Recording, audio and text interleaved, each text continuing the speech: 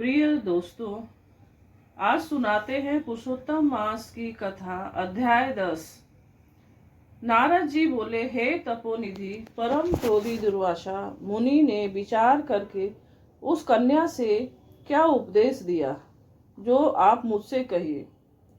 सूत जी बोले, हे नारद का वचन सुनकर समस्त प्राणियों का हित कर दुर्वासा का वचन बद्री नारायण बोले। श्री नारायण बोले, हे नारद, मेघावी ऋषि की कन्या के दुख को दूर करने के लिए दुर्वासा ऋषि ने जो कहा वह सुनो। दुर्वासा ऋषि बोले, हे सुंदरी, गुप्त से भी गुप्त उपाय में तुझसे कहता हूँ। यह विषय किसी से भी कहने योग्य नहीं है, तथापि तेरे लिए तो मैंने ये विचार ही लिया है। मैं विस्तार पूर्वक न कहकर तुझसे संक्षेप में कहता हूँ। हे सुभगे, इस मास से तीसरा मास जो आवेगा वह पुरुषोत्तम मास है। इस मास में तीर्थ में स्नान कर मनुष्य भ्रूण हत्या से छूट जाता है। हे सुंदरी, कार्तिक आदि 12 मासों में इस पुरुषोत्तम मास के बराबर कोई मास नहीं है। जितने मास तथा पक्ष और पर्व हैं वे सब पुरुषोत्तम मास की 16वीं कला के बराबर भी नहीं हैं। वेदोक्त साधन और जो परम पद प्राप्ति के साधन हैं वे भी इस मास की 16वीं कला के बराबर है। 12,000 वर्ष गंगा स्नान करने से जो फल मिलता है वह सिंहस्थ गुरु में गोदावरी पर एक बार स्नान करने से जो फल मिलता है, हे सुंदरी, वही फल पुरुषोत्तम मास में किसी भी तीर्थ पर एक बार स्नान करने से मात्र से मिल जाता है। हे बाले, यह मास श्री कृष्ण का अत्यंत प्यारा है और नाम से ही यह भगवान का स्मारक है। इस मास में पुरुषोत्तम भगवान की सेवा पूजा करने से समस्त कामनाएं सिद्ध होती हैं।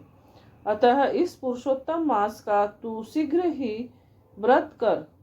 पुरुषोत्तम भगवान की तरह प्रसन्नता पूर्वक मैंने भी इस मास की सेवा की है। एक समय क्रोध में मैंने अम्बरीश राजा को भस्म करने के लिए अर्थ कृत्या भेजी थी। सो हे बाले, तब हरि ने जलता हुआ सुदर्शन चक्र मुझको ही भस्म करने के लिए उसी समय मेरे पास भेजा। तब पुरुषोत्तम मास के प्रभाव से ही वह चक्र हट गया। हे सुंदरी, वह चक्र त्रैलोक्य को भस्म करने का सामर्थ्य रखने वाला और जब मेरे पास आकर खाली चला गया तब मुझे बड़ी विस्मय हुआ। इसलिए हे सुभगे, तू पुरुषोत्तम मास का व्रत कर। इस प्रकार मुनि की कन्या को कहकर दुर्वासा ऋषि ने विराम लिया। श्री कृष्ण बोले, हे राजन, दुर्वासा का वचन सुन। भावों की प्रबलता के कारण असूया से प्रेरित वह कन्या मूर्खतावश दुर्वासा से बोली। बाला बोली, हे ब्राह्मण, हे मुने, आपने जो कहा वह मुझे रुचता नहीं है। माघादि मास कैसे कुछ भी फल देने वाले हैं नहीं है। कार्तिक मास कम है ऐसा आप कैसे कहते हैं? सो कहिए, वैशाख मास सेवित हुआ क्या इच्छित कामों को नहीं देता है? सदाशिव आदि से लेकर सब देवता सेवा करने पर क्या फल नहीं देते हैं? अथवा पृथ्वी पर प्रत्यक्ष देव सूर्य और जगत की माता देवी क्या सब कामनाओं को देने वाली नहीं है? श्री गणेश क्या सेवा पाकर इच्छित वर नहीं देते हैं?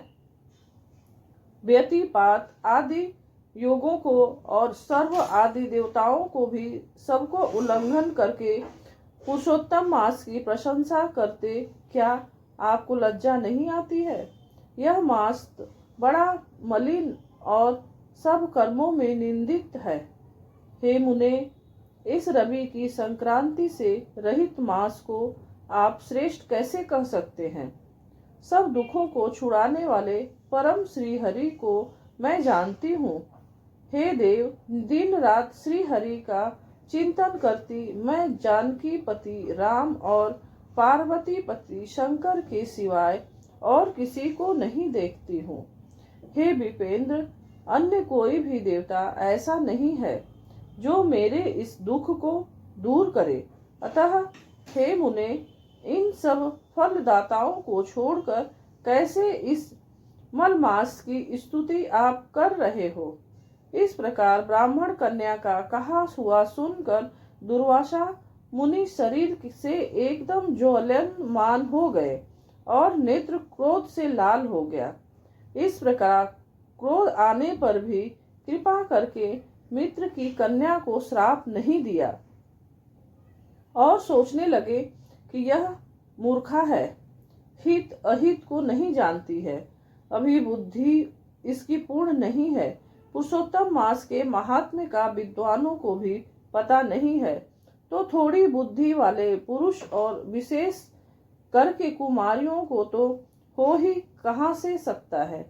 यह कुमारी कन्या माता पिता से रहित दुखाग्नि से जली हुई है, अतः अति उग्र मेरे श्राप को कैसे सहन कर सकती है।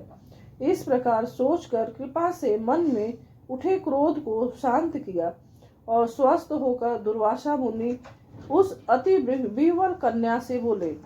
दुर्वासा बोले, हे मित्र पुत्री, तेरे ऊपर मेरा कुछ भी क्रोध नहीं है।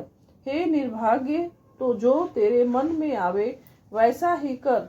हे बाले, और कुछ भविष्य कहता हूँ, सुन। पुरुषोत्तम मास का जो तूने अनादर किया है उसका फल तुझे अवश्य मिलेगा, इस जन्म में मिले अथवा दूसरे जन्म में मिले। अब मैं नर नारायण में आश्रम में जाऊंगा। तेरा पिता मेरा मित्र था, इसलिए मैंने साप नहीं दिया। तू बाल भाव के कारण अपने शुभाशुभ तथा हिताहित को नहीं जानती है। शुभाशुभ भविष्य की कोई टाल नहीं सकता है। अच्छा, हमारा बहुत समय व्यतीत हो गया, अब हम जाते हैं, तेरा कल्याण हो। श्री कृष्ण बोले। ऐसा कहकर महाक्रोधी दुर्वासा मुनि शीघ्र चले गए। दुर्वासा ऋषि के जाते ही पुरुषोत्तम की उपेक्षा करने के कारण कन्या निष्प्रभा हो गई। तदंतर बहुत देर तक कन्या ने सोच विचार कर यह निश्चय किया कि देवताओं के भी देवता तत्काल फल देने वाले पार्वती पति शिव की तप द्वारा आराधना करूंगी। हे नृप मेधावी, ऋषि की कन्या ने मन से इस प्रकार निश्चय करके अपने आश्रम में ही रहकर भगवान शंकर के कठिन तप करने को तत्पर हो गए।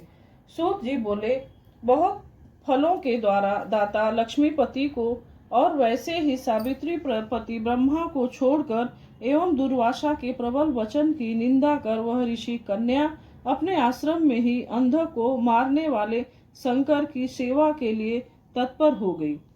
दोस्तों, यह कथा यही समाप्त होती है। यह कथा अगर आपको पसंद आती है तो लाइक कमेंट करिए, चैनल को सब्सक्राइब करिए, कमेंट में जय श्री विष्णु हरि लिखना ना भूले। राधे राधे।